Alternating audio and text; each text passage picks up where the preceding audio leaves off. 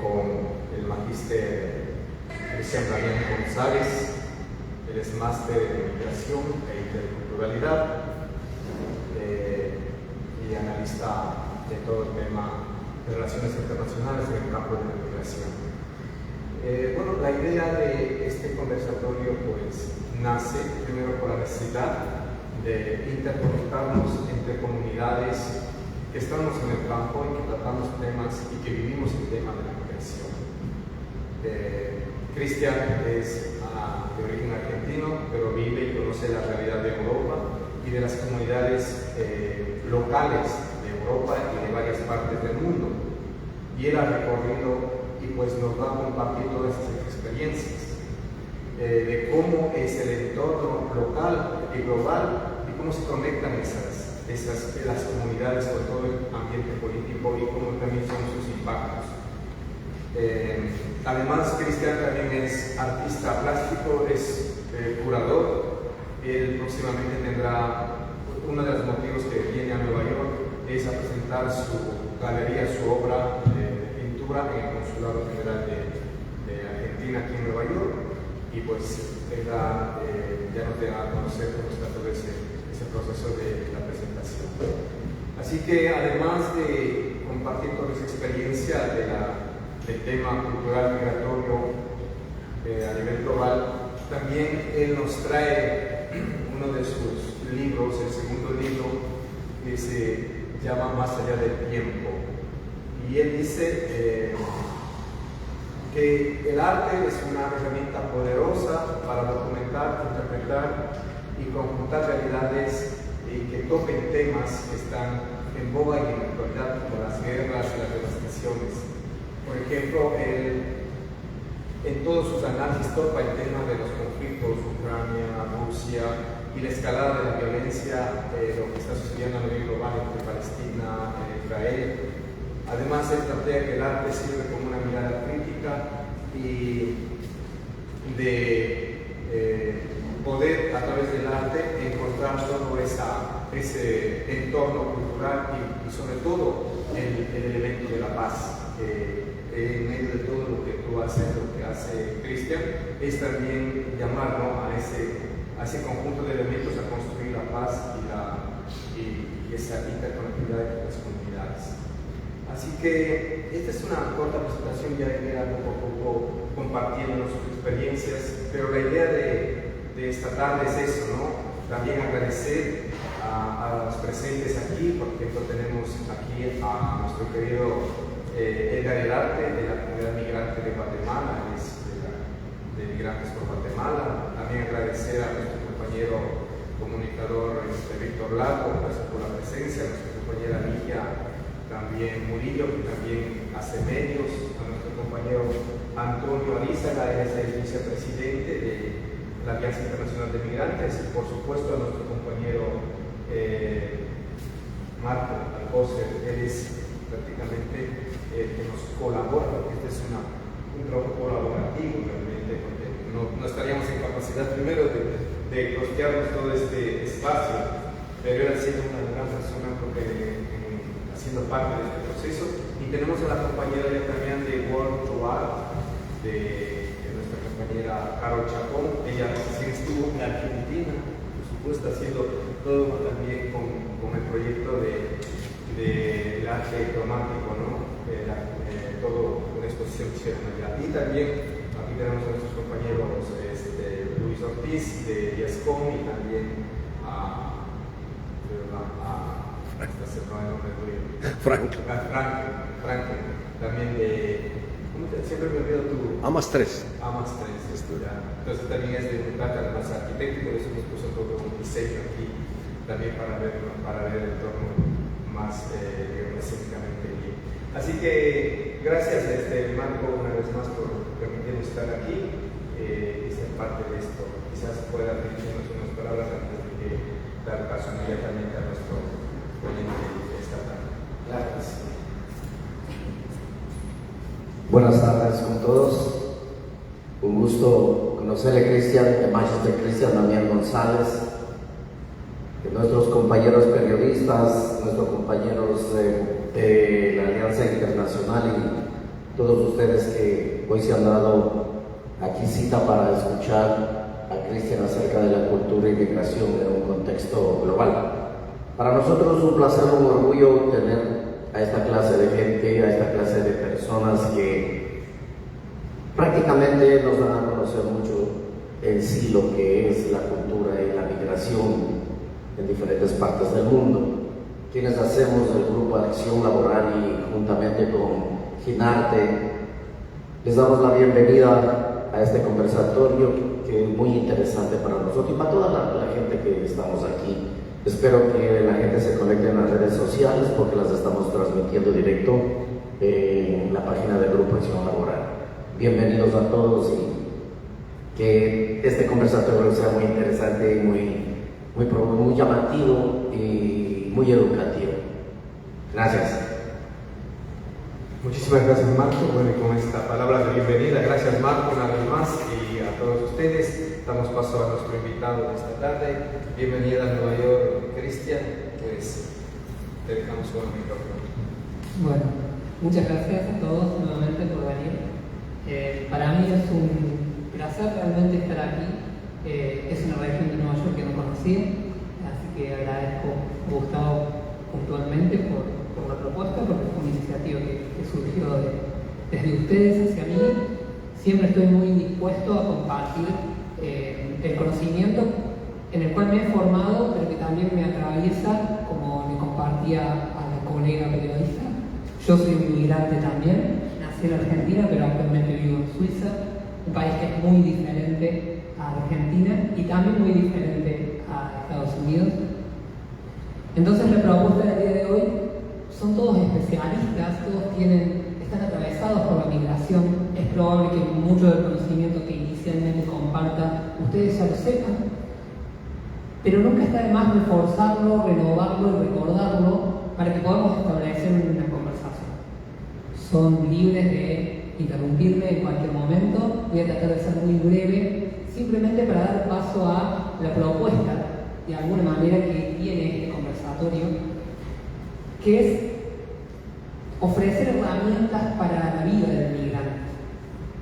Herramientas que nos ayuden a vivir en los países a los que emigramos, que creen puentes con el país que dejamos atrás, porque de alguna manera todos los estudios de migración a nivel global tienen indicadores en común de los problemas o las problemáticas migratorias, independientemente de la comunidad que representa. En ese sentido, cultura y migración como propuesta de conferencia tiene que ver con que la migración es un fenómeno que atraviesa la humanidad desde que la humanidad existe. La humanidad se mueve siempre en busca de mejores condiciones de vida. En algún momento, obviamente, cuando vivimos en las cuevas o cuando se establecieron los primeros asentamientos humanos, por razones muy diferentes a las del siglo XXI, pero hay una naturaleza que nos lleva a explorar el mundo, a salir de ese espacio que es nuestra familia inicial. Entonces, punto de partida, la migración es un fenómeno humano, desde siempre. No es un fenómeno o un problema como se trata de instalar desde los discursos contemporáneos. Es algo que existe, que está en la naturaleza del hombre desde que camina. Si un poco más allá el clima es más cálido y sienta mejor para mis necesidades biológicas, me voy a mover un poco más allá. ¿Cómo lo hacen los animales? Por estaciones, por temporadas. Sé que es muy idealista, pero es un hecho. Mucho antes de que existieran los países, mucho antes de que existieran las fronteras políticas. La cultura es aquello que vamos haciendo a medida que nos movemos. Es el registro que vamos dejando en nuestro andar. Como veían en la foto anterior, son las cuevas de Hermanos en Argentina, en Patagonia, que tienen unos 8.000 años de antigüedad o más, quizá me equivoco. Pero imaginen registrar donde viví poniendo manos hace 8.000, 10.000 años. la necesidad de decir aquí estuve. Y quizás después fueron, o no, o habitaron otros territorios. Llevamos no solo maletas como migrantes, llevamos cultura. Y la cultura es una palabra muy grande, lo sabemos, pero ¿qué implica? Un idioma, una lengua materna y lenguas extranjeras, o otras lenguas, una forma de levantarme la mañana, una forma de comer, gustos, sabores, olores, que me determinan inicialmente. Entonces la cultura es esa valija no visible, es la valija invisible, la que llevo al hablar, por ejemplo. Y al principio dije yo de español, no, después rápidamente cordobés, argentino, ¿no? Porque sale el acento, porque sale el voceo, que es diferente a otros países que hablan español, etc. Entonces tenemos por un lado la migración como un fenómeno y la cultura como algo que acompaña al fenómeno del movimiento humano.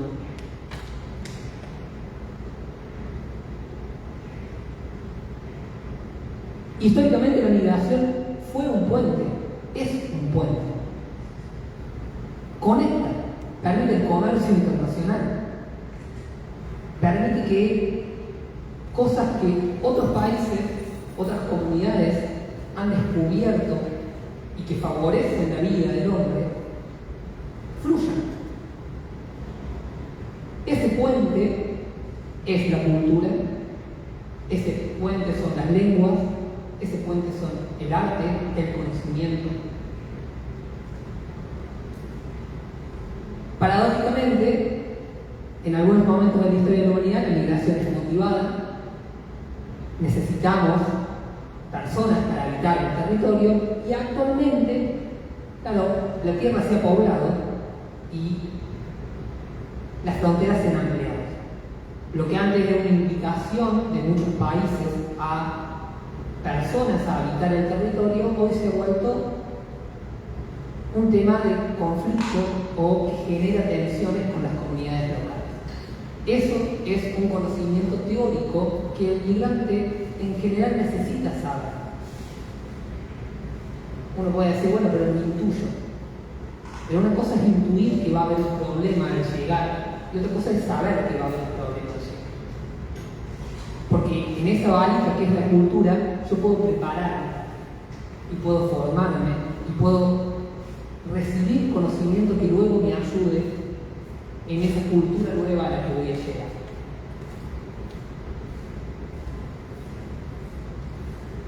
Aquí pueden observar, creo que todos lo conocen, pero es un poco el flujo migratorio global que históricamente en los últimos siglos ha ido del sur hacia el norte para buscar ciertas o cubrir ciertas necesidades y va del norte hacia el sur para cubrir otras, porque existe migración multidireccional. No es solamente que los países del sur envían migrantes a los países del norte, también los países del norte envían migrantes a los países del sur. Exactamente, es muy poquito, pero sería interesante dar a conocer esa migración también, porque esa migración determina condiciones en todos los países del sur, porque hacen negocios en los países del sur. La migración ha sido un negocio históricamente, pero el impacto de la migración en los países del norte no es el mismo que el impacto de la migración en los países del sur. Exactamente.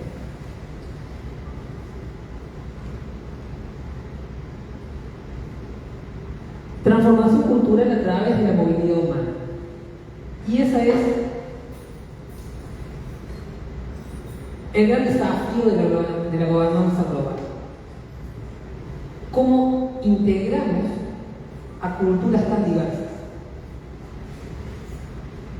En los últimos 10 años, todos hemos experimentado en nuestros países de origen y también en nuestros países de destino la polarización política. este radicalismo de ideas, que o estás a favor o estás en contra de, por ejemplo, la migración o cualquier otro tema. Se ha generado una polarización en donde las elecciones en general siempre 51-49, 52-48. Recientemente en Suiza, para contarles algo muy reciente, el domingo se votó una propuesta, una iniciativa que proponía que Suiza no supere los 10 millones de personas para el año 2050.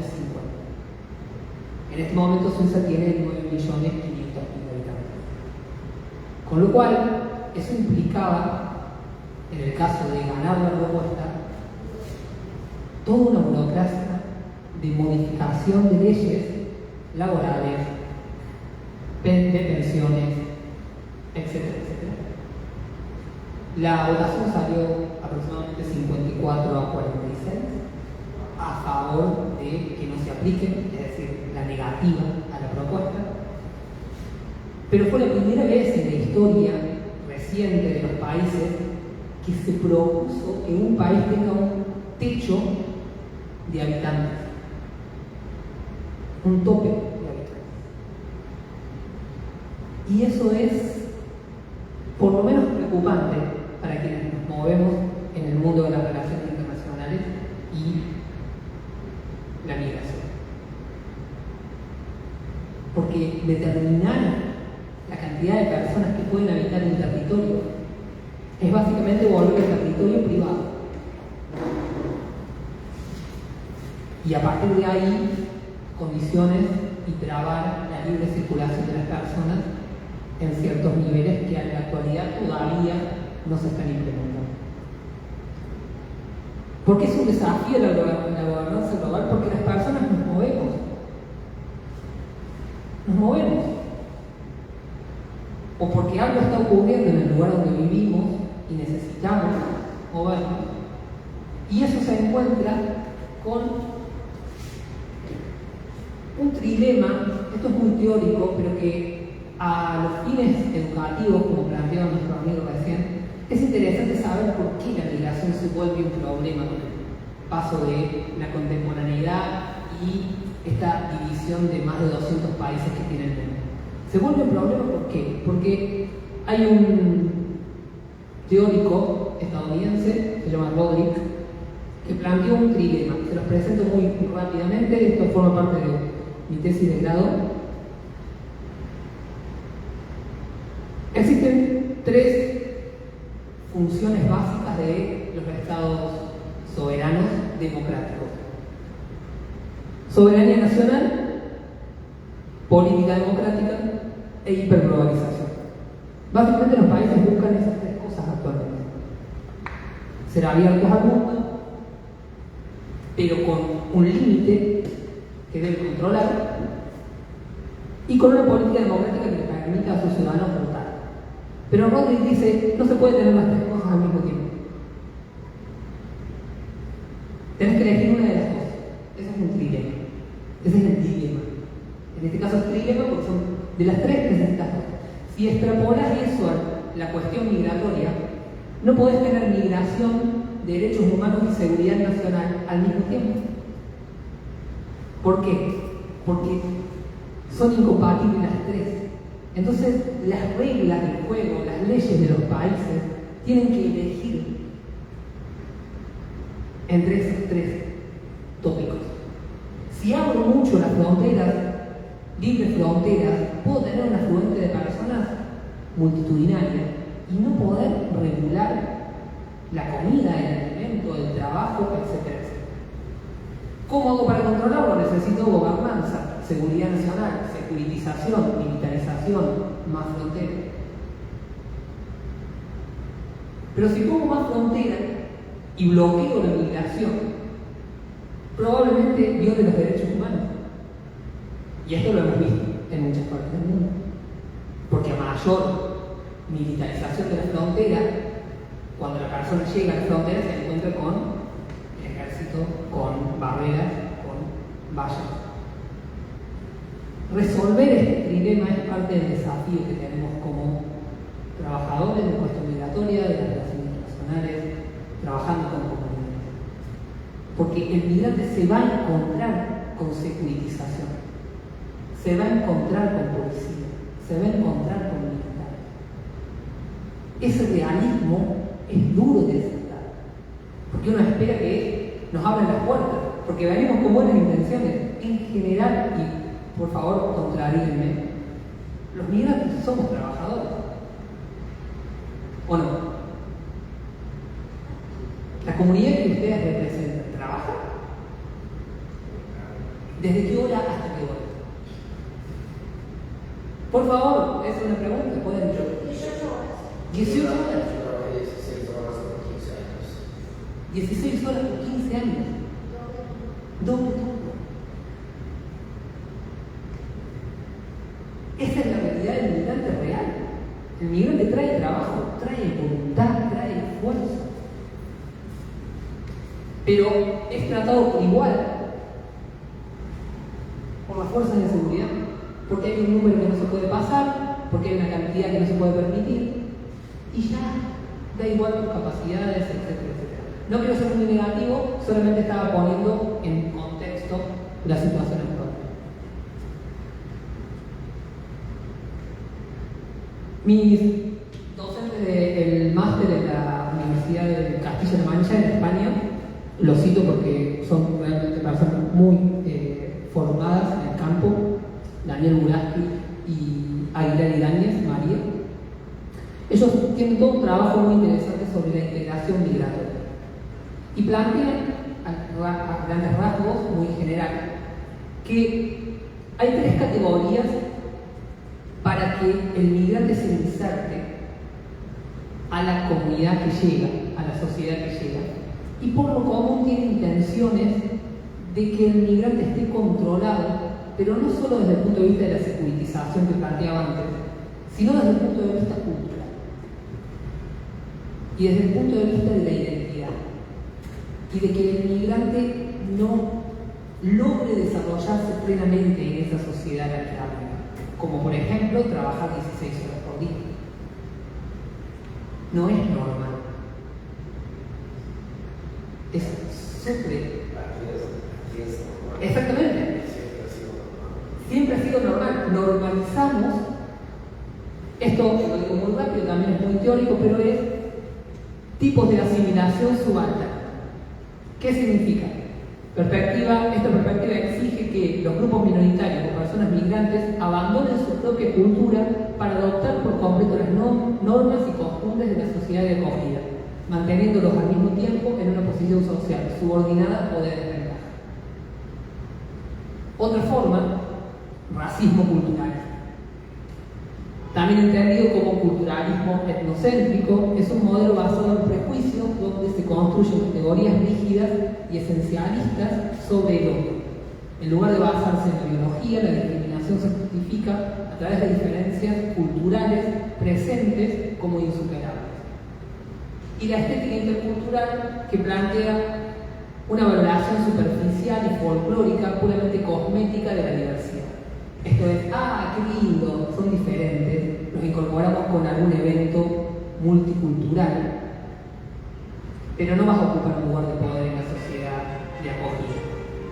No vas a llegar a tener el poder de modificar esa sociedad. ¿Qué ocurre con esta forma de integración? Es parcial y subjetiva. Está direccionada a que, como decía antes, la persona no se complete en su nueva realidad. ¿Cómo superamos esto? Y ahora voy cerrando. Es un poco la conclusión y la propuesta que les comparto, porque me la enseñaron y me parece muy interesante. Vuelvo a citar a Buraski e Ibáñez, que es el interculturalismo crítico. Significa la superación de esos 3 enfoques en donde la integración no es la simple adaptación del migrante, sino un proceso bidireccional de diálogo, negociación y transformación de las estructuras sociales para garantizar la igualdad de derechos. Esto es estar aquí en Queens ser queer. Y que la voz del migrante tenga presencia dialogando. Porque también hay que ser realista de que hay migración o condiciones de migración que no permiten que uno se desarrolle. Entonces se generan racismos multinivel dentro de las comunidades, de la comunidad de acogida con la comunidad que viene, los mismos migrantes que hace más tiempo que están con los migrantes que recién llegan, etcétera, etcétera. Entonces esa integración crítica o ese interculturalismo crítico propone que redefina mi identidad, revalorice valores de mi cultura de origen, pero también que trate de incorporar valores de la cultura de acogida para poder dialogar. En mi caso, como por ejemplo, en Berna, donde vivo, se habla alemán. Sinceramente, a mí me cuesta el alemán. Lo estudié y me cuesta, pero hago el esfuerzo. Quizás no es suficiente para los niveles de integración que el suizo o la comunidad suiza esperan, pero cuando yo hago el esfuerzo, la comunidad suiza hace el esfuerzo de venir a ese lugar. Entonces, mi responsabilidad como migrante es entender que esas son las reglas del juego en ese país, que me ha recibido con los brazos abiertos, en la medida que yo abrí mis ojos y mis oídos a incorporar ciertos hábitos que ellos tienen históricamente. Y esto es aplicable a cualquier país y a cualquier condición cultural y comunitaria.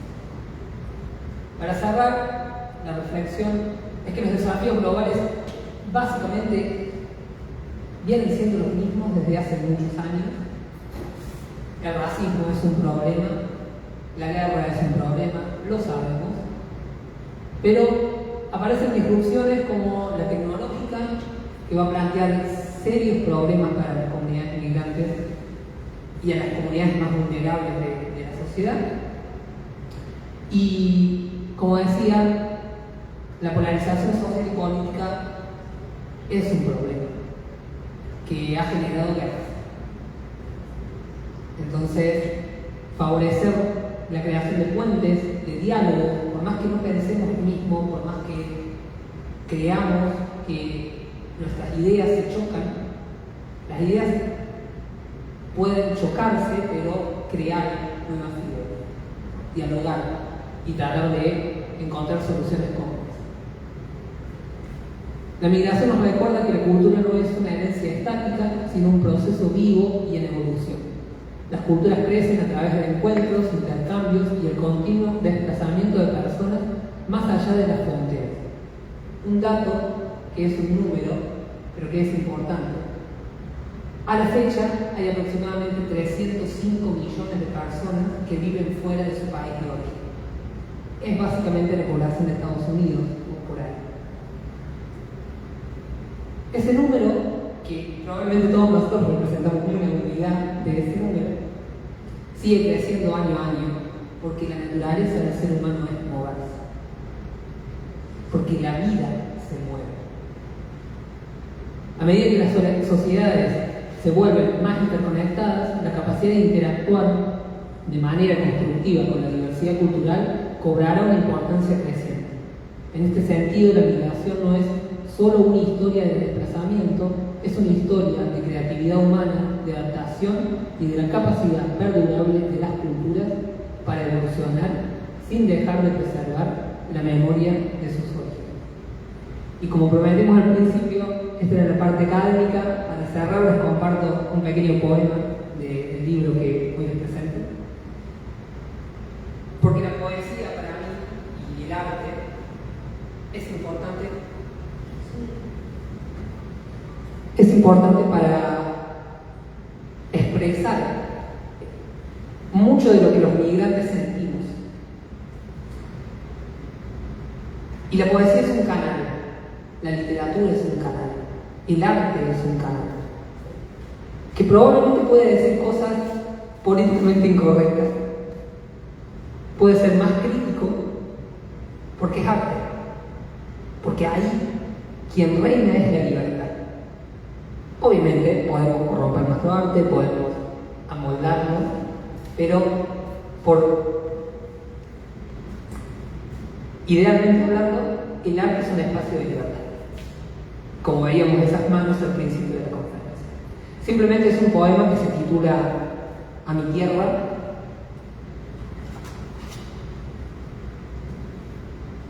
Y bueno, espero que les guste. Yo nací en Las Varillas, un pueblo que Las Varillas es ciudad, en Argentina es ciudad, tiene 17.000 habitantes, pero bueno, cuando uno viene a Nueva York y dice, yo nací en una ciudad que tiene 17.000 habitantes, siente un poco raro, ¿no? Es como, bueno, sí, es una ciudad, pero para mí es un pueblo lleno de amor que me acompaña. Tierra mía, presente en mi andar nunca me dejas.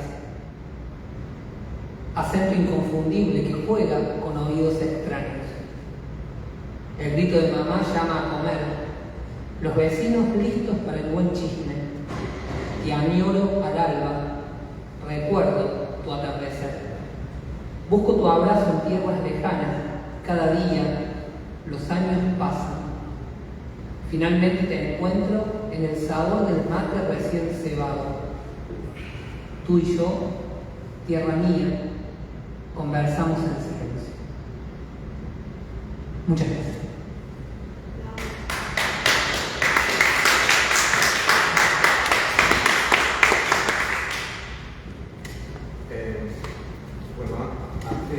Bueno, por supuesto que está abierto. Bienvenido Miguel Flores también, es expresidente del Desfile de Hispanidad de Queens. Bienvenido. Así que a mí personalmente, bueno, se abre el espacio para este conversatorio en torno a muchas, quizás, preguntas, interrogantes, dudas. A mí personalmente me queda quizás el saborcito de saber. Tú viajas por muchas comunidades y siempre tus redes sociales están con imágenes de algún pueblo del mundo. Me gustaría, ¿cómo tú eso has logrado, digamos, cómo has logrado entender en un contexto global qué nos une a pesar de estar en distintas partes del mundo? ¿Y qué experiencia tenés con ese recorrer desde las comunidades que no están en el centro, sino están en la periferia? No funciona.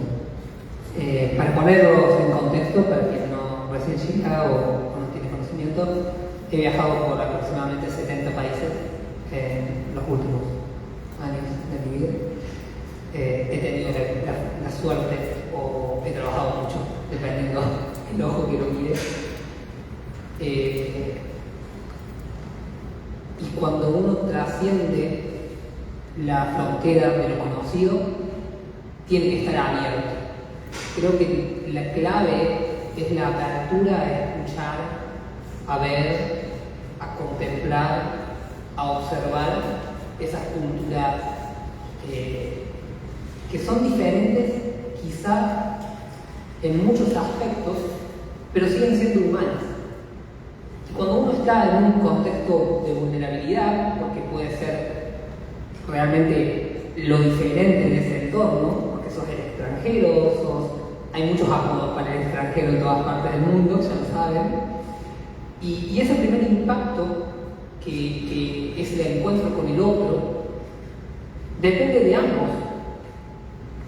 No depende solo de quien te recibe, también depende de quien viene y de la apertura que el mundo proponga a ese diálogo.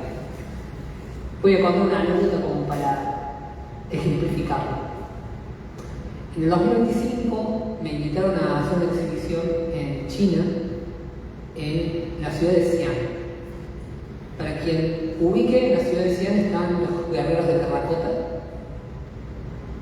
y es el lugar donde nació el Imperio Chino, hace 5.000 años atrás. Particularmente, yo tengo una conexión personal con China, o con los filósofos de China, que no conocía mucho desde el punto de vista de que no estaba ahí, pero sí había leído a Lao Tse, había leído a Confucio, había practicado ciertas tradiciones culturales de Oriente desde muy chico, desde muy joven. Entonces tengo una valoración de la cultura oriental que me permite dialogar, o por lo menos cuando hablan, no sentirme tan extraño de ese diálogo.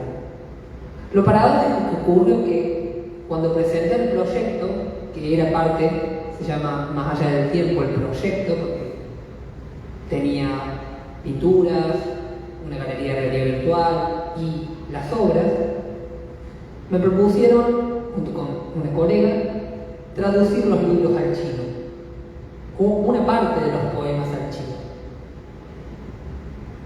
Yo nací en Argentina, es exactamente el otro lado del mundo en relación a China.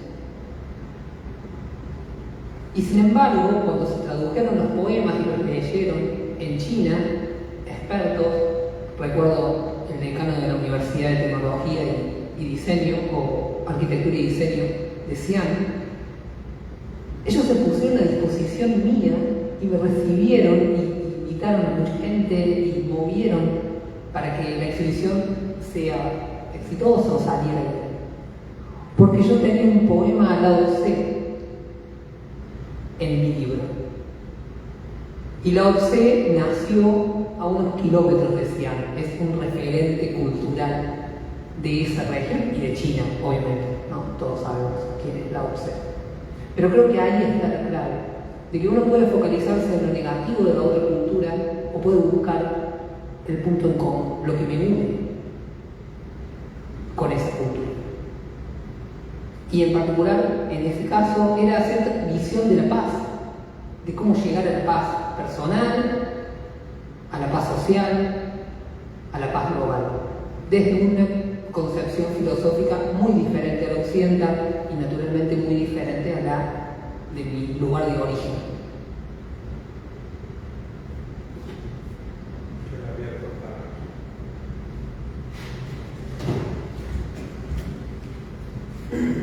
Hola, Cristian, buenas tardes. Primero, bienvenido a este espacio realmente y muchas gracias por compartir tu experiencia, tu vida, tu conocimiento y toda parte del proceso de tu investigación, de tu background, de toda tu trayectoria y la experiencia de viajes. Creo que eso creo que da los mayores aprendizajes de la vida. Gracias por estar aquí, bienvenido. Espero que no sea la última. Volvernos a ver en buena hora, vas a estar aquí en septiembre. Y yo quisiera preguntar algo muy, digamos, desprendiendo un poco de toda la reflexión que has hecho. Yo estoy muy tentado de hacer un trabajo, aquí estoy haciendo un poco construyendo la arquitectura metodológica como para definir un corpus de análisis dentro del comportamiento de cierto segmento poblacional de Punta, específicamente articulado al ecuatoriano, que es de donde vengo, la realidad que medianamente conozco. Entonces, claro, digamos que desde los 90, un poco antes de los 90, viene todo este tema de construir todos estos enfoques críticos, ¿no? Y valores desde esa perspectiva de entender críticamente el fenómeno migratorio y esa disputa que ha habido siempre con el constructivismo, ¿no? Todo el constructivismo radical, ¿no? Todo este tema autopoyético y todo el tema de la visibilización y la autoconstrucción de los sujetos, ¿no? No tanto agentes de la construcción y de la producción del discurso social. Entonces, claro, sin duda se plantea el tema de qué es lo que sucede en esta visión crítica con la cultura que llega versus la cultura que me recibe, qué se pierde, qué se cede, qué se negocia, digamos, en estas dos instancias casi macroculturales, ¿no? Digamos, son dos supraculturas, ¿no? De alguna manera, la que tengo que dejar, la que negocio, qué hago. Sin embargo, yo tengo una preocupación ahí, quisiera que tú quisiera escuchar tu criterio, ¿no?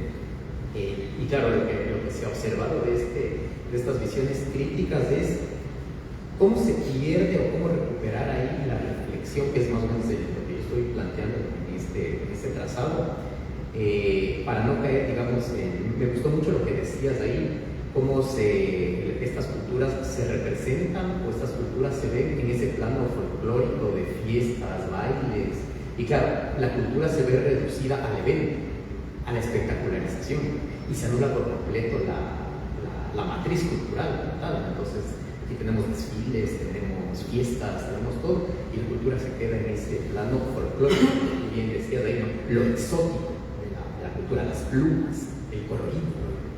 Entonces, y se agota, y no hay debate cultural, y no hay la valoración cultural, que es solamente en ese momento donde puedes generar evidentemente el proceso de identificación y el proceso de identidad. La identidad es un proceso de identificación, todos tenemos cultura, el problema es cómo o si me identifico o no me identifico. Ahí es donde está el dilema, ¿no?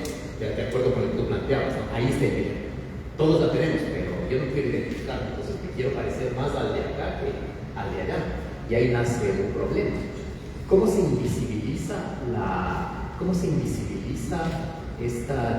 estas prácticas que se dan ya en una especie de microsociología de la vida cotidiana, que nace de la microfísica del poder, de la microfísica de la conciencia cultural, donde se invisibiliza, y hay que tener cuidado porque esta folclorización invisibiliza las disputas y las heterogeneidades de la cultura X, ¿no es cierto? Entonces uno llega y te dice, no, cuidado, cuídate más de los ecuatorianos que de los de acá. Entonces, claro, se dan ciertas disputas y se da todo ese tema de cuidado que te quieren hacer trabajar y te hacen no sé qué y por ejemplo, cuidado, el que te va a clavar por la espalda es otro ecuatoriano. Entonces, eso lo vives, pero intraculturalmente, o sea, lo vives hacia adentro. Entonces, conversaba con compañeros en la escuela de inglés, uno tiene la suerte de ser gente de muchos países. No, a mí también me pasa, a mí también me pasa. Entonces, llegas y te cuidas de los mismos, de los de bien, o sea. Entonces es súper particular, entonces ahí hay para tener cuidado, ¿no? Porque todos estos procesos colonizadores siempre buscan homogeneizar la visión. Entonces, claro, los migrantes, digamos, aquí tenemos yo más o menos he estado tratando como de cartografiar un poco cómo se ve el fenómeno discriminatorio. Entonces, hay una primera capa discriminatoria donde todos somos hispanos, latinos, entonces un primer saco de discriminación. De ahí viene una subclasificación por nacionalidad y una serie de estigmas, ¿no? Como de Bingofa, ¿no? Entonces, el ecuatoriano, no sé qué, el coreano, no sé qué, el boliviano, no sé qué, ciertos. Y de ahí viene una ya micro, es que sí funciona ya en la micro sociología de la vida cotidiana, depende de dónde trabajes, dónde vivas, con quién te conectes. Entonces, si trabajas en las escuelas, como me pasó a mí, terrible experiencia. Si trabajas en, digamos, cocina, otra cuestión. Si trabajas en limpieza, otra cuestión. Entonces, hay una multiplicidad increíble, una multidimensionalidad de la práctica de la discriminación intracultural. Esa es ese es mi foco en este momento, mi unidad de análisis, o sea, la discriminación intra. Porque claro, ya sé que les caigo mal a los asiáticos, a los hindúes, a los bengalíes, los llegué a todos, pero resulta que más me tengo que cuidar de los míos, de los de donde venimos. Y claro, yo estaba ahí explorando un poco ahí también el tema ancestral, ¿no? Porque cuando llegan los españoles a América, y los historiadores también con una intencionalidad muy marcada en la representación de la narrativa histórica, de la historiografía de la conquista, claro, hablan de los pueblos ancestrales, los originarios, como también se ha instrumentalizado nuestro pasado ancestral. Entonces, es que los indígenas de acá, pero resulta que los indígenas, como se dice, no eran tampoco un pueblo homogéneo. Había disputas, había prioridades, había guerras acá. Y claro, entonces me decía un amigo historiador, me decía, eso está todavía, por eso es que tienes que cuidar de los tuyos, porque tal vez tú vienes más de los unos y los otros más de los otros. En el caso ecuatoriano, que no pasa con el resto de países, porque ustedes se salvan de eso, ustedes mucho más todavía, es que nosotros teníamos pueblos originarios, los quitos, los urubáes, unos pueblos magníficos, que fueron primero colonizados por los incas, y a esa colonización le viene después el mundo español. Entonces es un cruce increíble, o sea, un tema totalmente, o sea, es increíble para desmenuzarle, para poder sacar a reducir esa disputa interna, porque es terrible. O sea, ya cuando confrontas eso en la vida cotidiana es sumamente complejo. Entonces, en esa medida yo quería preguntar, ¿no? ¿Cómo entender, cómo abordar ese otro tema que está oculto, ¿no? Porque claro, digamos, los grandes filósofos, como cuando leemos Bauman, extraños llamando al cuerpo, o sea, dices, qué genial la reflexión que hacen en Europa, o sea, ¿qué está sucediendo? ¿Cómo se ven todos estos pueblos, los otros, el orientalismo de Said, ¿no? hay una representación de Oriente que no es Oriente, pero todos creemos que es Oriente. Me gustó mucho lo que dijiste de las culturas milenarias asiáticas, ¿no? Entonces, ¿cómo entender y lo que decías también de los quiz, en esa parte de este micromundo? ¿Qué es lo que está pasando? Esa disputa interna. ¿No? Yo creo que no te digo que trabajes tratando, no le digas, no sé qué, cómo te explico el espacio, ¿no? O sea, esa cuestión ya humana, ¿no? Ya la vida real, la vida cotidiana. O sea, Goffman me parece increíble, ¿no? Ya la sociología de la vida cotidiana. ¿Cómo aterrizamos eso ya aquí en nuestra vida real? ¿Cómo nos aconsejas tú desde toda la experiencia tan grande que tú tienes? Muy interesante, gracias por compartirlo y desarrollarlo. No hay fórmulas, ¿no? Sabemos que no hay fórmulas para la vida, pero me quedo con algo que es bastante controversial cuando uno lo piensa, y yo los invito a pensarse como un producto de exportación. Así mismo, ¿no? A mí me exportó mi país, por decisión propia, por decisión ajena, por lo que sea, en algún momento exiliados, en algún momento refugiados, o a veces simplemente migrantes por deseo o por ganas. Pero soy un producto de exportación, que exporta cultura, que exporta una idiosincrasia, y como muy bien planteas, no es homogénea. La sociedad no es homogénea en ninguna parte. Podemos aspirar a un estereotipo, esa es la folclorización que las naciones necesitan para indicadores sociales. Recordemos que las ciencias sociales es una ciencia muy diferente a las ciencias exactas, porque nosotros somos el objeto de estudio y nosotros no somos ni siquiera individualmente una sola persona. Esto lo dice la psicología, no lo digo yo personalmente. Independientemente de tu creencia y de un montón de conocimientos, no tenemos de todo claro qué es el ser humano aún. Entonces, esa heterogeneidad que está dentro del ser humano se expresa en la sociedad y nos vamos asociando de alguna manera, creando estos microgrupos en comunidades. Pero esto nos pasó ya cuando íbamos al colegio. Nos llevábamos bien con algunos y no nos llevábamos tan bien con otros. ¿Por qué? Porque es la naturaleza del ser humano. Encontrar más afinidad con ciertas personas y menos con otras. Para mí, particularmente, siguiendo tu reflexión, el problema está en que asumimos verdades sin reflexionar en esas verdades. Asumimos que ciertas comunidades son malas, que ciertas formas de pensar son inferiores, o que me tengo que parecer más A para poder ser B. Y hay esa pérdida de identidad que se va a dar sí o sí. Todos pasamos en algún momento por esa clasificación. Me asimilé tanto que termino pareciendo algo que no soy. Pero es para no sentirme tan sapo de otro pozo, para sentirme un poco más integrado, porque somos seres sociales. La clave, esto un poco por experiencia personal y otro poco por teoría, está en que necesitamos desarrollar una identidad personal y una serie de valores personales que incluyan, como planteaba anteriormente, lo mejor de mi sociedad de origen, también reconociendo que no está bien de mi sociedad de origen. Y eso no es criticar a mi país. Eso es simplemente tener un criterio, un pensamiento crítico que me permite decir, y sí, quizá a esta hora en Suiza no se puede hacer una fiesta en el patio, porque van a llamar a la policía y vas a tener problemas. Pero qué lindo que es dormir en silencio, sin escuchar lo que el vecino a las 3 de la mañana tiene ganas de poner a todo volumen en su equipo de música. Claro, si vos propones eso en ciertos contextos, te van a decir, no, acá ponemos a cualquier hora, acá se hacen las cosas así. Bueno, en mi caso, yo me siento cómodo con eso. Yo prefiero que haya silencio alrededor de mi casa. si vivo en una ciudad. Es un ejemplo así de chiquito, pero tiene que ver con esa negociación que vos planteabas, de que no somos homogéneos,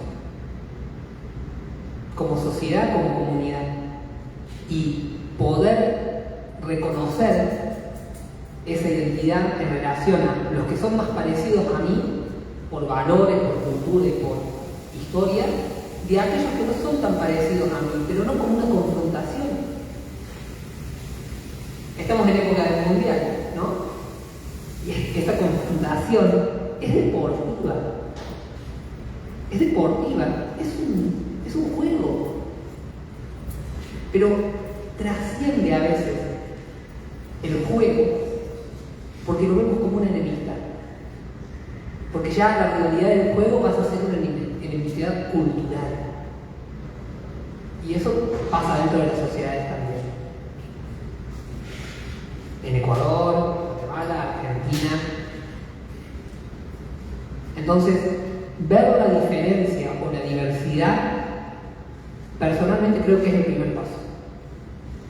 Pero no como un acto de, sí somos distintos. No, ¿en qué somos distintos? ¿Por qué somos distintos? Porque recién cuando aceptamos esa diferencia, podemos empezar a ver las cosas que tenemos en común. Y, por lo menos en mi experiencia personal, tenemos más cosas en común como seres humanos de las que creemos superficialmente. Sí, el contexto cambia. No podemos pedirle a una persona que trabaja 16 horas por día que reflexione intelectualmente a las 10 de la noche sobre su realidad como migrante, porque es sobrehumano. Sí, como migrantes podemos establecer las condiciones para que esos espacios se den, para que nos ayudemos como comunidades que somos, y sí, eso ya es una cuestión de elección, de si queremos crear puentes con quien es diferente a mí o no, barrera, frontera, y es parte de la discusión. No sé si responde directamente a la pregunta, pero creo que ese abordaje podría ser aplicable tanto en Queens como en otro lado, ¿no? Aprender a reconocer que sí, somos una comunidad, que tenemos cosas en común, pero también tenemos cosas diferentes. No somos todos iguales. En Argentina no somos todos iguales. No es lo mismo la Argentina del centro, no es lo mismo la Argentina del sur, la Argentina del norte, la Argentina de Buenos Aires, la del litoral. Son diferentes. Pero si yo les pregunto a ustedes cómo es el argentino, probablemente escuchen la misma respuesta que he escuchado en muchos lugares del mundo. Es un prejuicio, sí, es un prejuicio, pero también está basado en experiencia. ¿Cómo son los argentinos? Y hay 3 o 4 palabras que salen rápidamente de la comunidad latinoamericana generalmente. De la comunidad latinoamericana. No es la misma percepción que tienen en otras culturas de lo argentino, los chinos, los japoneses, los europeos. ¿Alguien más? Bueno, muy buenas tardes. Primeramente, muchas gracias por este espacio a todas las personas que lo vieron, especialmente a ti que vienes a exponer. Muy interesante desde el inicio, antes de que empezara el foro, precisamente nosotros conversábamos con Luis de que en ese momento habíamos 5 países representando este foro. Se unieron más personas, entonces eso es increíble porque es parte de la migración. Nosotros somos parte de esa migración que hemos tenido como comunidad migrante. Y lo interesante de esto, yo le compartí a Luis en su momento de que hace poco fui al Museo Metropolitano y nosotros estábamos viendo como comunidad guatemalteca las piezas arqueológicas y llegamos en un momento determinado a ver todas las piezas arqueológicas que habían sido encontradas, que es de la cultura maya, que estaba también parte de México. Y lo curioso es de que dentro de todo lo que encontraron en un celote había una reliquia de Panamá. Entonces es increíble que estuviera junto esto desde hace 500 años, 600 años. Ahí te puedes dar cuenta que la migración siempre ha existido. Entiéndase por trueque o por definir y encontrar mejores condiciones de vida de los seres humanos, Pero lo interesante es lo que tú decías. También cómo se normaliza de que un migrante en nuestros países pueda ser exportado. Como tú decías, somos un producto. Y por ejemplo, te puedo hablar por la comunidad guatemalteca de que se ha vuelto normal que nosotros exportemos, es cruel decirlo, exportar a la juventud, porque realmente no se generan las condiciones adecuadas en nuestros países. Entonces, desde que va creciendo un niño, se le indica que tiene que emigrar, entonces se le educa para eso. Entonces venimos y normalizamos de que cuando venimos aquí a Estados Unidos tenemos que trabajar 16 horas, lo cual sabemos de que es inhumano. Entonces nosotros como comunidad tenemos que ver cómo logramos hacer los cambios, cómo logramos readaptarnos a esta nueva realidad en este país. Tú mencionabas de que nosotros venimos, y todos lo sabemos aquí en el foro, venimos a este país, nos adaptamos a la cultura. Sin embargo, cuando tú vienes a un determinado territorio, yo acabo de bajar del tren y desde que bajé dije, este es territorio ecuatoriano. Es increíble porque tú empiezas a caminar y miras que están los trucks de comida afuera, ecuatorianos, restaurantes ecuatorianos. Entonces, nosotros a eso le llamamos ciudades espejos o comunidades espejos. ¿Qué sucede en nuestro país? Por ejemplo, viene la migración de un grupo que te voy a llamar pueblo de una ciudad, se establecen aquí en Estados Unidos, en cualquier ciudad, entiéndase Michigan, entiéndase Nueva York, y se establecen en un lugar y crean una comunidad espejo. ¿Qué significa? De que ellos se juntan todos en un solo lugar, trabajan en un solo lugar, comen lo mismo y tratan de mantener la cultura en ese lugar, porque si no se unen y se sienten extraños, y el miedo a lo que tú decías de poder empezar uno a adaptarse y despertar a los nuevos retos que uno tiene como migrante de aprender la cultura anglosajona, y con ello uno puede llegar a tener el desarrollo personal. Entonces, lo triste es de que nosotros como comunidad nos adaptamos a eso, a estar viviendo en forma aislada en una colonia, un espacio que le llamamos comunidad espejo, ¿verdad? Entonces, ¿cómo cambiar esa realidad? Y cómo cambiar también la realidad de que nuestros gobiernos en nuestros países no nos vean como un producto de exportación. Por ejemplo, nosotros exportamos a Guatemala 25 billones de dólares al año. Y el problema de que lo que se envía para allá en remesas es para consumo. Entonces es un negocio. Es un negocio para allá, es un negocio para acá. Entonces es una triste realidad que tenemos que ir viendo cómo cambiamos nosotros como comunidad migrante, que para esto sean estos espacios, estos foros. Así que te agradezco por el privilegio de venirnos a remarcar estas cuestiones que yo creo que son de relevancia y de mucha importancia. Muchas gracias, Cristian. Muchas gracias. También recién en la pregunta que me hizo la periodista, te mencionaba que hay algo que teóricamente se conoce como el proyecto migrante, ¿no? Y es que cada uno de nosotros es un proyecto individual, pero tenemos claro nuestro proyecto migratorio. ¿Cuáles son las etapas del proyecto migratorio? Las metas a las que tenemos que aspirar individualmente o como grupo familiar, luego extensible a la comunidad. ¿Cuál es la meta migratoria de la comunidad guatemalteca, ecuatoriana, argentina, colombiana, etcétera? Porque si no trazamos metas, tanto en el proyecto personal como en el proyecto familiar, esto ya es en origen, no es solamente cuando llego al país de destino, es antes de salir. Tener un proyecto migratorio, yo recuerdo cuando lo estudié, fue como, esto es interesante, claro, porque uno habla de proyectos de vida, pero no habla de los cambios que hay que ir haciendo a medida que va ocurriendo el proyecto. Y a veces a lo mejor no sale bien. Y no es un problema volver, pero plantearle a algún migrante al que realmente le está yendo muy mal la posibilidad de volver. Imposible. Lo digo en primera persona, porque sería... La derrota. Entonces, no ser conscientes del proyecto migratorio creo que es algo que sí podemos tener, al menos no bajo control, pero sí lo podemos como poner en la mesa y empezar a pensarlo. ¿Cuál es mi proyecto migratorio? ¿Qué necesito lograr en el primer año de mi nueva vida? ¿Qué necesito lograr los primeros 3 años? ¿Qué necesito lograr los primeros 5 años? Me pongo un plazo y reveo. Lo logré. ¿Cuántos años llevo acá? 15, 20, 25. ¿Estoy mejor que hace 25 años atrás? Y no sé. Claro, cierro con esto.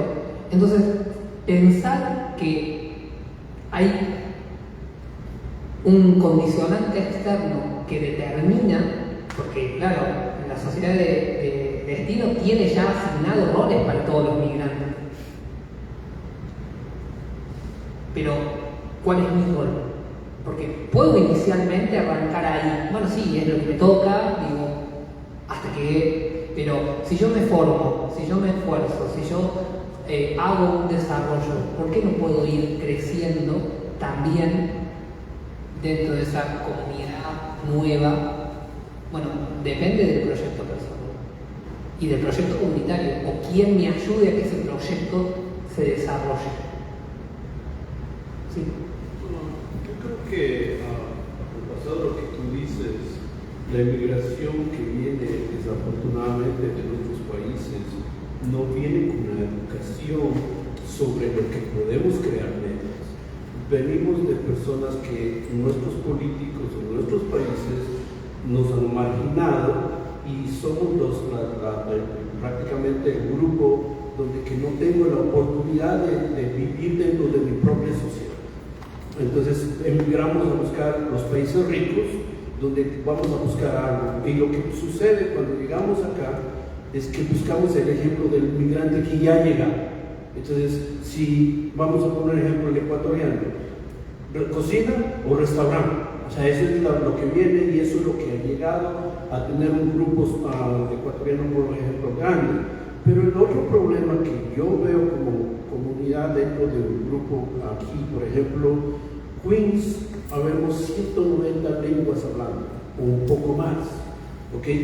Donde que hablamos de 37, que es prácticamente la reseña de vivir la comunidad latina y la comunidad global en sí, donde que entendemos de que el español se habla y somos más de 20 países, pero hablamos de 190 otras comunidades que tienen los mismos problemas.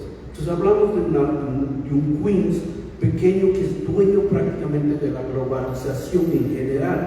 Ahí va la pregunta para ti. Has viajado a 70 países, has conocido muchas cosas. Aquí tenemos más de 190 países viviendo en este condado nada más.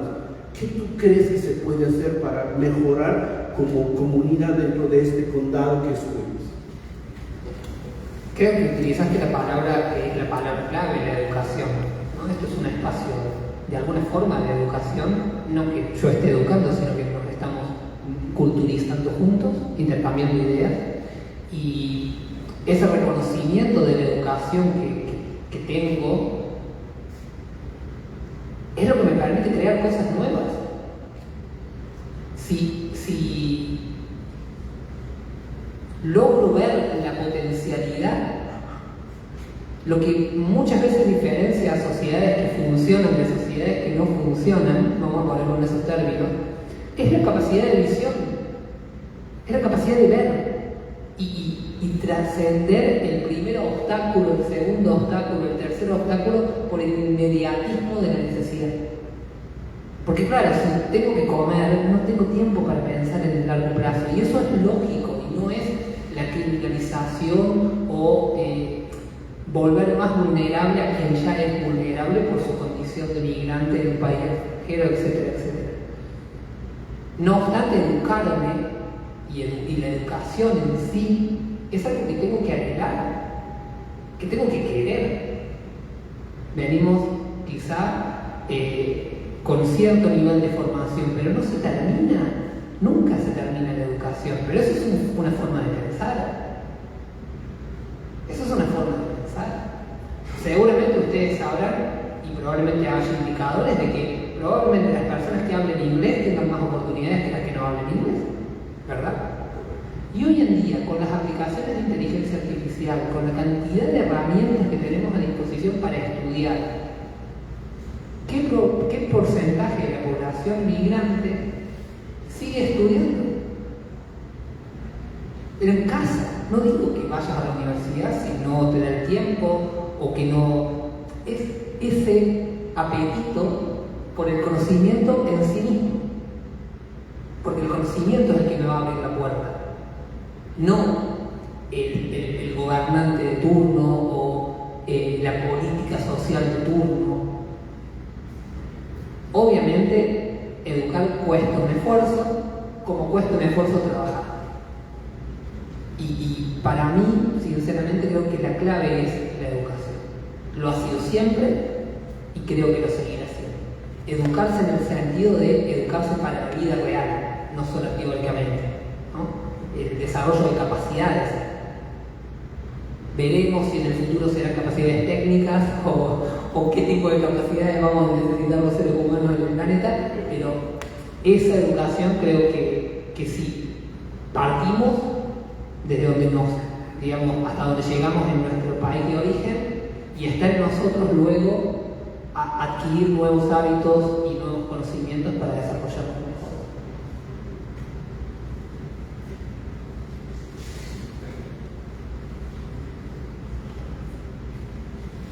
Querido Cristian, gracias por la exposición. Realmente me siento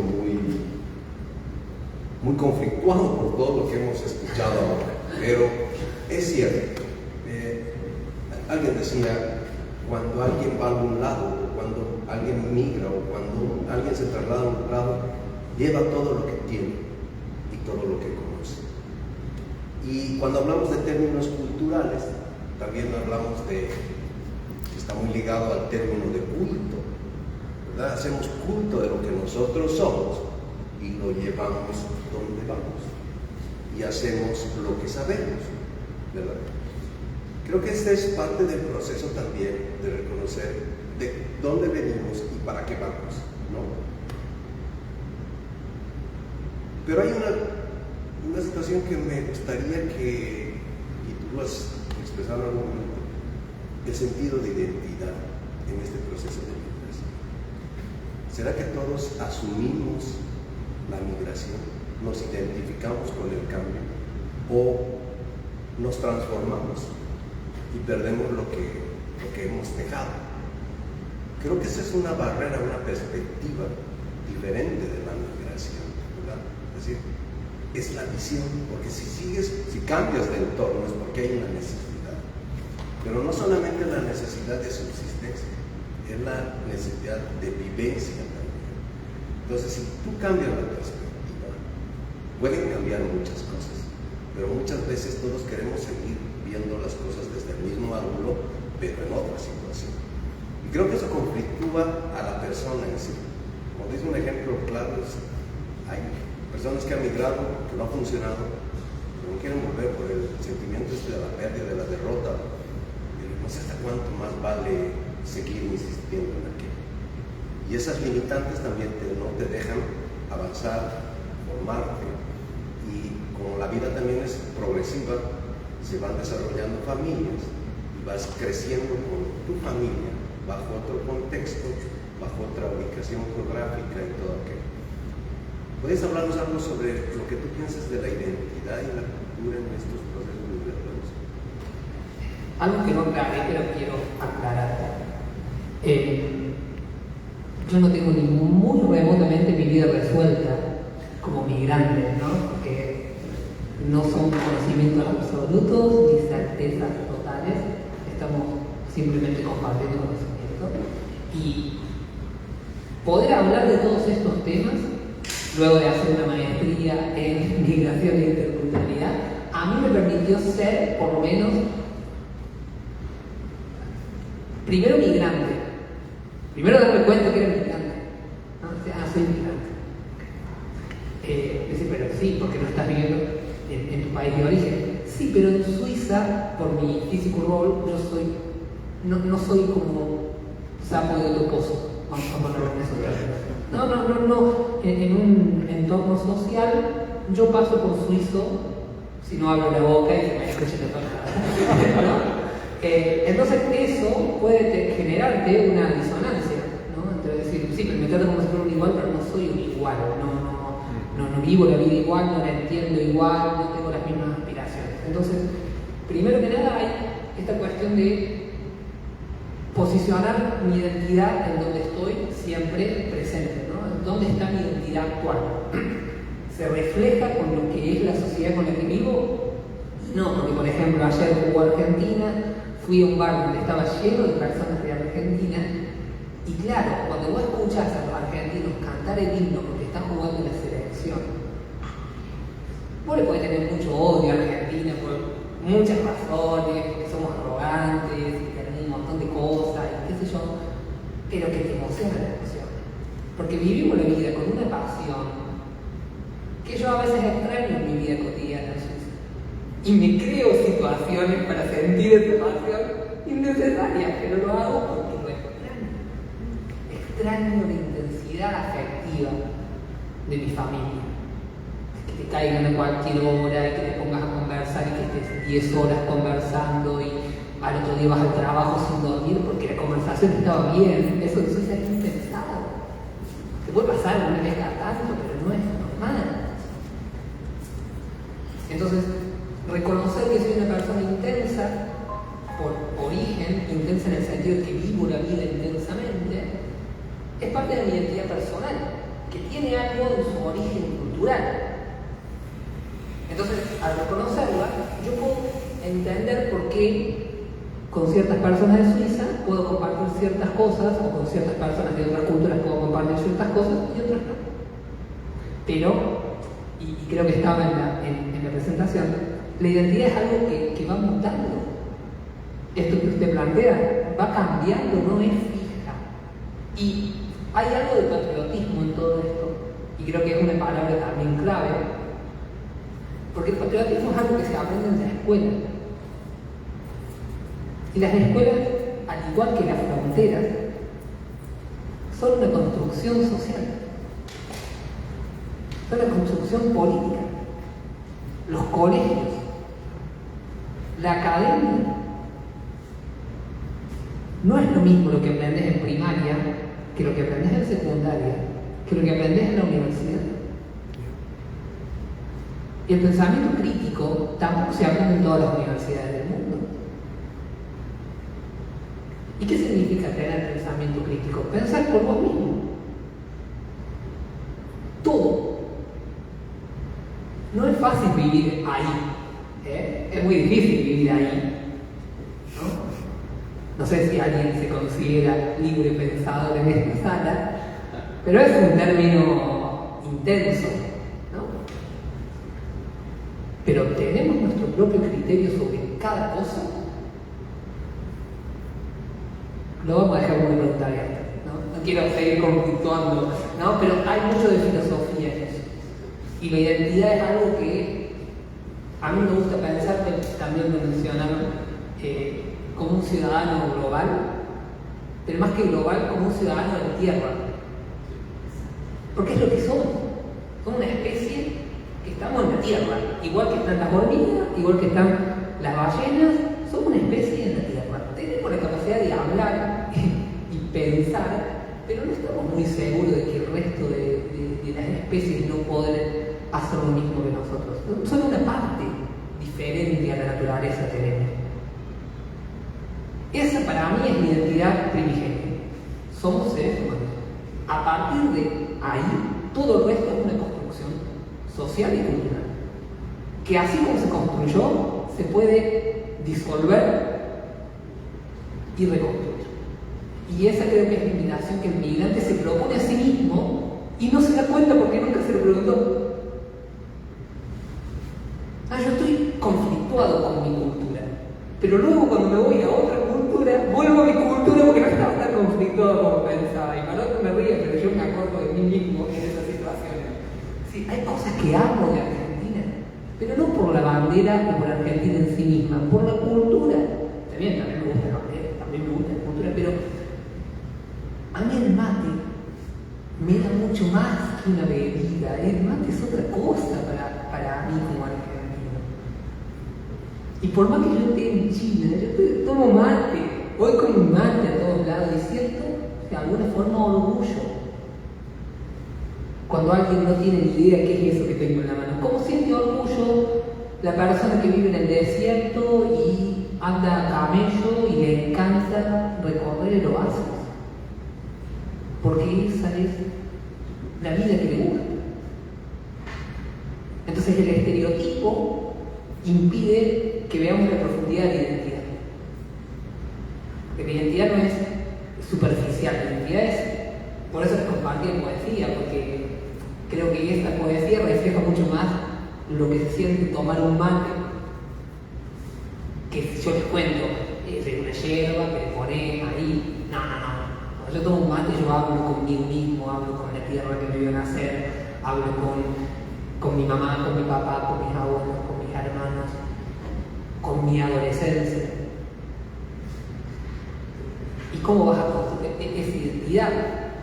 Es por cada una de las personas que toma mate en Paraguay, Uruguay, Argentina, Chile, Brasil es diferente. Siria, que también se toma mate. Sí.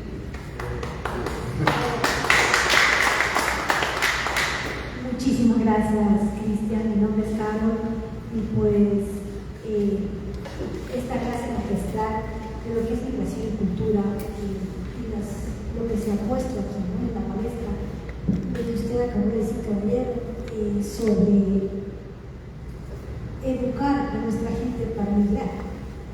Es importantísimo, ¿no? Y lo que tú acabas de decir es la educación que nosotros necesitamos, apoyar a nuestra gente. Claro está, como hemos hablado, muchos de nuestros migrantes vienen y se dedican acá 16 horas, 18 horas. Hay las clásicas camas calientes, o sea que la pérdida de esto, ¿no?, que antes en la escuela nos hacían tomar distancia, y entonces es la distancia que tú tienes alrededor tuyo, que es tu zona de identidad, tu zona privada, tu zona que no es posible trascender, ¿no?, a menos de que tú des la mano, a menos de que tú permitas que la otra persona, o sea, se acerque a tu distancia. Entonces, acá, migrante ha venido y ha comenzado a tener este problema de pérdida de distancia, de pérdida de su medio, de todas estas circunstancias, porque al momento de vivir acá, la situación económica, donde vivir, qué comer, entonces es caro, se tiene que trabajar, porque si no se trabaja, no te alimentas, no te puedes educar, no te puedes sanar, porque si te enfermas, te pegas, porque el seguro, bueno, en fin. Entonces, creo que sí es importante algo que tú remarcaste, que es la educación. La educación del idioma, porque si tú no hablas el idioma que hablas en Suiza, que es el alemán que me dices, ¿no? Si tú no hablas, ¿cómo te comunicas? ¿Cómo compras? ¿Cómo te acercas al resto de personas? Y creo que la facilidad que hemos tenido acá en este hermoso país, en esta hermosa ciudad, en unos 190 más países, este es el melting pot, o sea, la ciudad donde más culturas tenemos, donde hay una variedad de culturas. Entonces, nos ha limitado a lo que tú acabaste de decir, a los núcleos en donde yo no me voy a otra parte que no sea Queens, porque yo soy a Queens girl. Yo llegué a Queens y yo me habitué en Queens, o sea, porque conozco el ambiente y pues entre el mundo me encuentro mejor comida, me encuentro todo lo que busco, y me quedo cómoda en el alrededor. Y pues es muy difícil que yo me vaya a vivir a Washington DC. O sea, como que hay ese miedo, ¿no? De ir a otro estado del gobierno, pero mucho menos, o sea, a otro país. Pero no nos damos cuenta de que somos personas, los que han vivido de otros países para acá, somos personas muy valientes, que pues estamos dejando algo por un sueño, por algo hermoso, por algo que tenemos que venir y lograrlo, como tú dijiste, o sea, ponernos una meta, poner nuestro tiempo y lograr esa meta que tú indicas en la charla. Y creo que eso nosotros deberíamos tratar de difundir, tratar de apoyar al migrante, porque nosotros tenemos un migrante que como decía alguien por acá,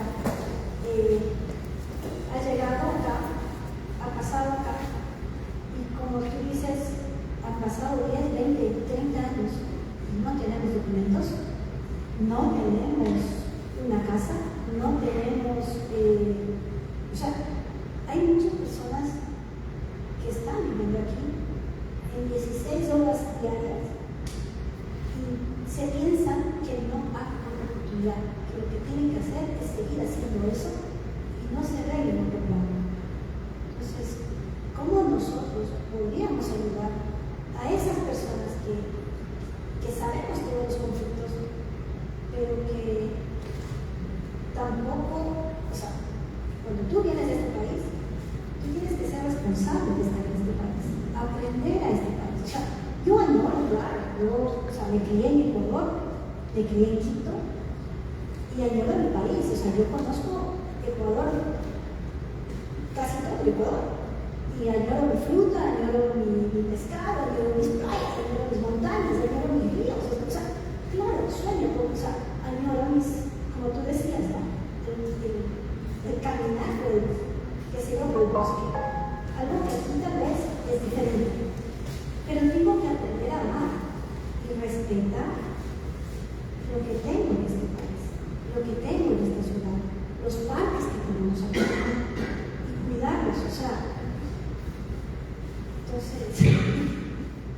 Sí, creo que algo que se pasó, que no salió en el conversatorio, pero que tiene que ver con la migración, es que la migración crea rutas migratorias y rutas de apoyo, y que la red de apoyo del migrante también debe ser rastreada. Debemos saber con qué contamos y con qué no, tanto con los recursos personales como familiares, como en caso de urgencias y necesidades y demás. La desorganización que termina ocurriendo por la necesidad termina reflejando en algún punto la organización política de las sociedades, ¿no? Y el hecho de que, voy a poner un ejemplo, tratemos de no verlo como un estereotipo, pero solamente tener una idea.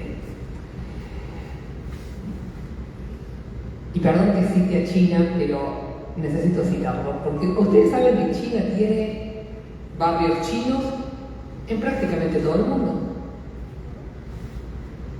La red de apoyo de la comunidad china, yo he conocido personas en Nueva York que hace 15 años que viven en Nueva York que no hablan una palabra de inglés, pero tienen una vida buena, también trabajan, pero por cultura trabajan 24 horas por día, porque vos vas a China y allá también trabajan 24 horas por día. Y sí, recuerdo un empresario español que decía, si yo les dejaba 5 días a la semana y 2 libres, en esos 2 días libres se ponían un emprendimiento y a los 4 meses tenían su propia empresa, porque es cultural, que trabajan todo ese tiempo por años y en el año. Pero vean la red de construcción de sociedad que tiene China, simplemente para tomarlo como referencia, porque tienen 5.000 años de historia y siguen siendo potencia. Entonces, algo bien estarán haciendo en la construcción de comunidad, en que si viene una familia, se la apoya, también veremos cuestiones políticas, salgamos de eso, veamos la esencia de cómo las familias se construyen, de la valoración de la familia, de cómo se respeta a los ancianos y demás. Porque si las comunidades migratorias latinoamericanas presentan el mismo problema o problemas similares en distintos países, también hay que autorreflexionar y tener una visión autocrítica de dónde se falla como comunidad receptora dentro del país receptor. Esto es, si hay personas que vinieron hace 20 años y ya están bien y se olvidan de que alguna vez no estuvieron bien y no hacen nada para los migrantes que están viniendo, y bueno, claro, ahí hay un nivel de desinterés absoluto por la comunidad a la que de alguna forma pertenecen.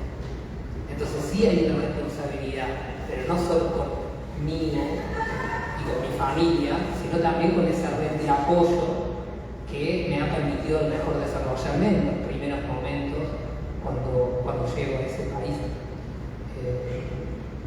Y en ese sentido se conecta con todas las preguntas, ¿no? Orden, educación, trabajo comunitario, ¿no? Y crear, y tener la creatividad para crear cosas dentro de esta comunidad. ¿Por qué no puede salir una startup genial desde Queens? ¿Por qué no? Porque yo como presidente del desfile lo que aprendí de todas las unidades que representé de Latinoamérica es que trabajamos individualmente, solo pensamos en el yo, no pensamos en el conjunto que puede ser grande. Somos más o menos 3 millones de latinos viviendo en Nueva York, pero no tenemos organización, no tenemos nada de cultura latinoamericana que sea fuerte con estatus que debe existir. Tú decías, si tú vienes de un lugar y añoras, quieres ayudar a todos, no existe eso. ¿Por qué? Porque son mezquinos, ya llegaron a un punto, hablan el idioma, generan ingresos y se unen mejor al grupo que está ya aquí fuerte y el otro ya estorba. Y ese es un problema gravísimo que tenemos nosotros como comunidad latinoamericana. Y eso se tiene que cambiar, porque como yo en el caso mío, yo estoy pensando en integrar a latinoamericanos a que aprendan leyes, economía, finanzas, lo que es la misma cultura, educación, salud, lo más que todo es motivación. Nuestra gente tiene una autoestima muy baja. Si nosotros creamos que, tú decías, somos seres humanos de la tierra, lo de menos es parte del proceso, pero no existe todavía eso, una concientización. ¿Por qué? He aprendido es que un 95% que viene a migrado a este país son gente que ha llegado tal vez a la primaria o no tienen educación. Entonces, ¿qué podemos esperar? Si queremos ayudarlos, no se van a dejar. Ese es el problema grave que yo he visto de estar viviendo 40 años en esta ciudad. Y sigue pasando. Eso es lo que yo veo. Sí, claro, y seguramente las estadísticas le den la razón, es probable. Pongo un ejemplo más cercano, no nos vayamos a China, el Instituto Cervantes de España. El Instituto Cervantes de España es un instituto que aquí en Nueva York funciona, y a veces también con actividades latinoamericanas, pero funciona en todo el mundo. Para la lengua española, para todo lo que es la cultura iberoamericana. Y podemos estar de acuerdo o no, porque tenemos un pasado, ¿no?, complejo con España, pero que existe el Instituto Cervantes en muchos lugares del mundo permite a la cultura latinoamericana desarrollarse en muchos países del mundo. Y yo pregunto, ¿existe una institución así en los 16, no sé cuántos países latinoamericanos? 20 países. Lo que he estudiado en puertorriqueño tiene un poquito de unión que ha tenido políticos en la comunidad, y existe una universidad. El dominicano también tiene ese seguimiento a los puertorriqueños, pero en lo que es el continental, lo que es desde México hasta Chile, no existe en Nueva York. En el oeste sí, porque el mexicano es fuerte en el centro y en el oeste, pero lo que es Nueva York, no que yo conozca. Bueno, podemos ir cerrando. Vamos a dos preguntas de Antonio y de compañero y cerrando. Sí. Bueno, primero que nada, felicitándole por la magnífica exposición acerca de un tema tan trascendental que vivimos en la actualidad, que es el tema migratorio, señalado desde el punto de vista cultural. Yo quisiera solamente reflexionar dos aspectos que son para mí de mucha valía. El primero, el tema de que no es que los gobiernos están exportando a los migrantes. Lo que sucede es el desplazamiento de la migración obedece a una serie de factores económicos, políticos y sociales que vivimos en la actualidad. Y usted señalaba que existimos más de 300 millones de migrantes en el mundo, sin considerar en cuenta, sin tomar en cuenta los 40 millones de desplazados ambientales que no son considerados dentro del tema migratorio. Sin embargo, hablar nosotros de la cuestión de acoplarnos a la cultura del país de destino es un proceso. No es que los migrantes perdemos nuestra cultura, la identidad cultural la mantenemos permanentemente en nuestras acciones, en nuestros trabajos, en nuestra vida cotidiana. Y lo que señalaba justamente Miguel, uno de los problemas trascendentales es de que nuestro surgimiento lo queremos hacer de manera individual, no de manera colectiva. La gran cantidad de latinos que existimos aquí nos daría ya, si estuviéramos debidamente organizados, la capacidad de poner incluso un gobierno, de poner presidente. Lo que sucede es de que las condiciones económicas, o estamos condicionados al problema económico aquí en los Estados Unidos concretamente, que hace que en determinados sectores tengamos que buscar un poquito de confort en los lugares en que nos encontramos. Los ecuatorianos en Queens, los colombianos en otro sector, etc. Pero yo creo que tenemos una gran capacidad. Existen errores, existen una serie de situaciones, pero yo creo que la educación en sí mismo lo traemos desde nuestros países de origen. No es que carecemos de educación. Lo que pasa es que muchos venimos de este país solamente para 2 años o 3 años, hacer un poco de dinero y regresarnos. Por eso es que no aprovechamos la situación aquí de educación y de las condiciones que se dan. Sin embargo, yo pienso que no hay que romantizar demasiado el tema de la migración. El tema de la migración obedece a situaciones trascendentales, a la migración forzada, por la situación grave que viven nuestros países. Y por lo tanto, yo creo que debemos pasar de ser de objetos a sujetos de cambio. Y es importante el cambio en nuestro país de origen y en nuestro país de destino.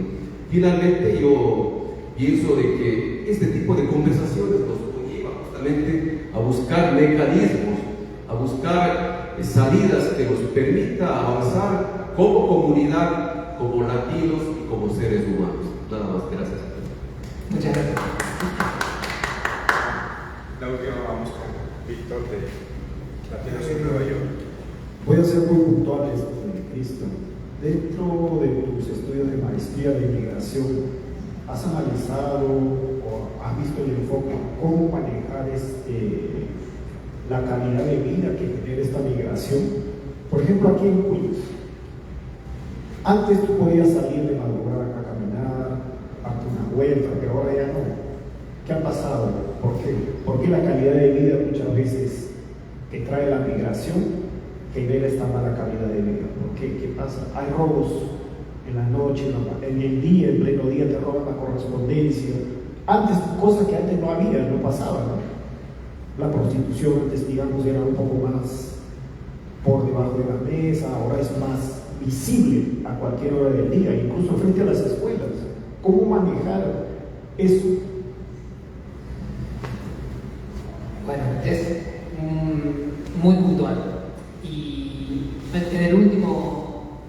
la última diapositiva se veía un poco los conflictos actuales y hay cosas que no hablamos, pero la criminalización y el acceso al dinero, ustedes lo mencionaron como uno de los principales problemas, ¿no? El acceso a ciertas necesidades básicas cubiertas, de economía, básicamente. El narcotráfico y muchos otros, digamos, actividades humanas son más rentables que trabajar. Son de más fácil acceso, no se requiere mucha educación y eso va generando una pérdida de valores esenciales. Valores esenciales como no robar, como no matar, no violar, no tener conflictos sociales. Entonces, a medida que no vamos resolviendo las necesidades básicas, los seres humanos buscamos sobrevivir. Somos animales en esencia. La razón es un subproducto de nuestro desarrollo, pero no fue el producto principal. La necesidad básica del ser humano es sobrevivir y reproducirse. Eso dice la biología. Si no lo puedo hacer, empiezo a tener instintos pasionales que me llevan a hacer acciones, realizar acciones que no son socialmente aceptables. Porque lo socialmente aceptable está legalizado o creamos leyes para eso. Pero el instinto de supervivencia a veces me lleva a caminos que terminan corrompiendo mi voluntad. Y cuando la voluntad se corrompe, sea a nivel micro aquí en Queens, como a nivel más social y global, genera este tipo de situaciones en donde lo que hace una generación atrás era impensado, o dos generaciones atrás, es decir, que un abuelo de cualquiera de nosotros robe en la puerta de la casa de otro, uno no lo puede ni siquiera imaginar a eso, es como difícil pensar. Había obviamente personas que robaban, personas que mataban, sí, pero a este nivel o a esta magnitud que usted plantea, no sé si era tanto. O ustedes mismos, los que habrán más tiempo que están en Queens, habrán visto cómo eso fue a peor cada vez. Y eso también es, por un lado, el resultado de estos fenómenos de mucho dinero fácil, accesible para ciertas actividades, y muy poco dinero fácil, accesible para otro tipo de actividades, por un lado.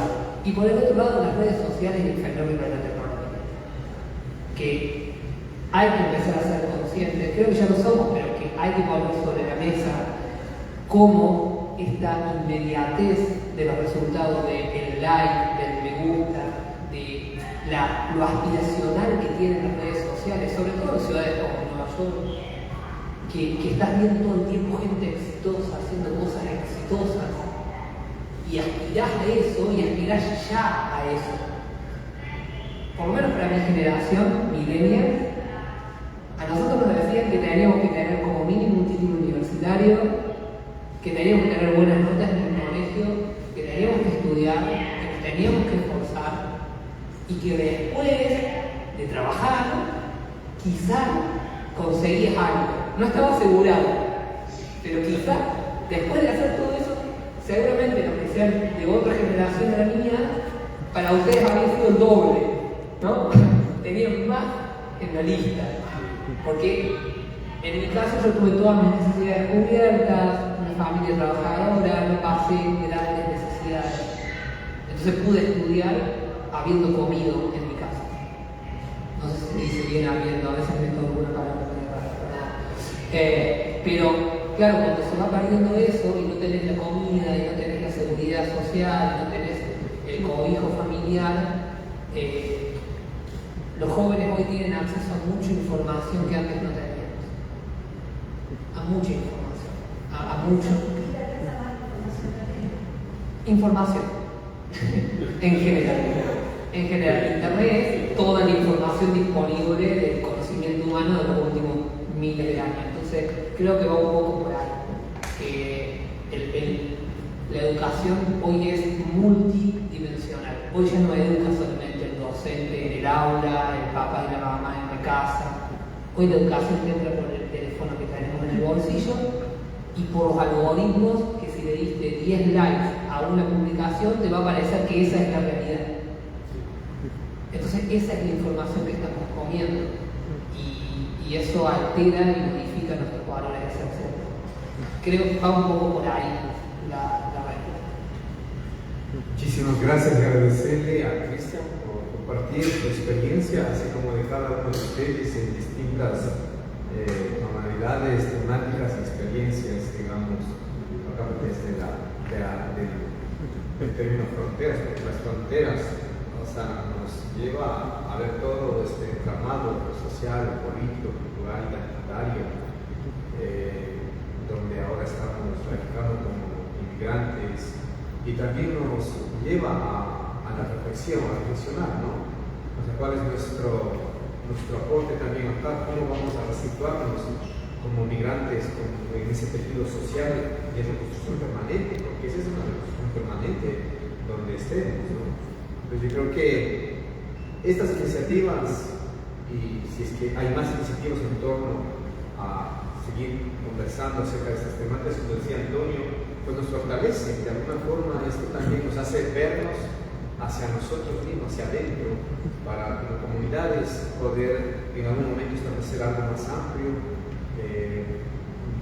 La venida de Edgar de Guatemala es muy meritorio, como de cada uno de ustedes, de Miguel, de Ricardo, de Antonio, de los compañeros comunicadores, y también acá de Cristian, como alguien que ha venido trabajando estos temas, y los compañeros también que parte del equipo que hemos organizado este encuentro. Así que agradecerte, Cristian.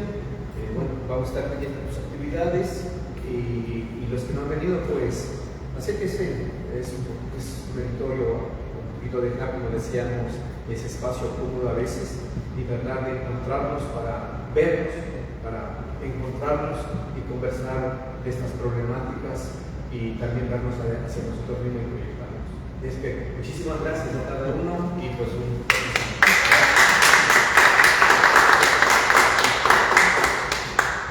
Antes de que me olvide, en septiembre voy a tener una exhibición en el Consulado Argentino de Nueva York. Les voy a enviar una invitación a todos, están súper invitados. Es en el centro de Manhattan, un lugar súper lindo. Si alguno conoce el consulado, va a ser una actividad el día miércoles. Para que se acerquen, es una exhibición que se titula A través del espacio, y habla y reflexiona un poco acerca de cómo percibimos el espacio y el territorio, y cómo lo habitamos y cómo construimos nuestra vida en el planeta Tierra. Así que sería un gusto poder volverlos a ver ahí, y si surge alguna otra iniciativa. Y por último les pido si nos podemos hacer una foto todos juntos, porque es un lindo recuerdo para la gente. Muchas gracias.